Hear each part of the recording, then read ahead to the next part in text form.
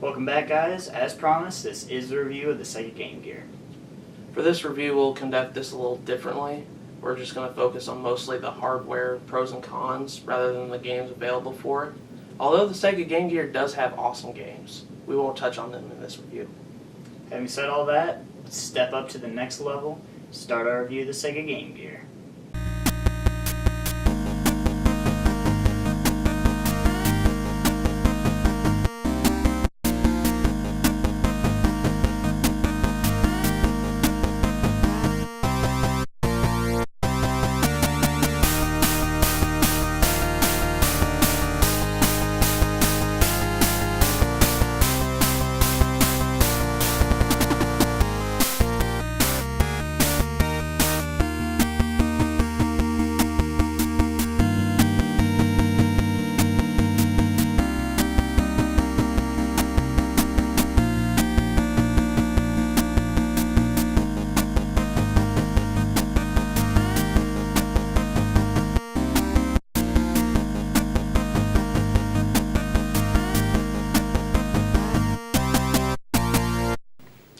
Sega Game Gear was released in North America in 1991 and was retailed for $150.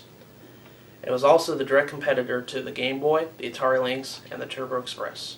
It was also the third commercially available handheld in color, which, believe it or not, was a big deal in the early 90s. If you can for a moment, go back to 1991. What would you see? Well, I'll tell you what you would see.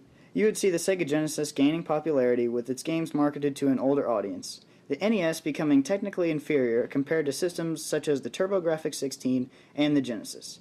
Back in the early 90s, Sega was considered edgier and cooler than Nintendo. But despite all the coolness Sega had going for it, Nintendo had something Sega didn't: a successful handheld system. So it was reasonable to expect that Sega, being Nintendo's biggest competitor at the time, they would enter the portable game market at some point. And in 1991, they did. We already mentioned that the Game Gear was in color, which is definitely a plus, but it also stretched horizontally to allow a more comfortable hand position, unlike the Game Boy, which feels relatively cramped. It also had a backlit screen, which its competitor, the Game Boy, did not have. Probably its biggest drawback, besides its bulky design, was that it took 6 AA batteries to run it. And believe me, the Game Gear was not environmentally conscious. It chewed up the batteries and spit them out as fast as you could put them in. As most of you know from childhood experiences, the Game Boy had an awesome library of original games. Well, so did the Game Gear. Although, instead of being original titles, most of the games were ports of Master System games or Genesis games. So a lot of gamers didn't buy the Game Gear when it came out, just because they could get the same experience at home on their Genesis. In fact, Sega even sold a converter so you could play your Master System games on the Game Gear. I guess Sega wanted to make the Game Gear as bulky and unportable as possible by the look of all the add-ons for it that they released. In 1997, Sega discontinued the Game Gear. It had a lifespan about 6 years, which is not bad for a handheld system. One of Sega's biggest mistakes, and one that really hurt the Game Gear, was that unlike the Game Boy, the Game Gear failed to evolve. There were no new hardware revisions on the system, while the Game Boy underwent 2 revisions during the Game Gear's lifespan.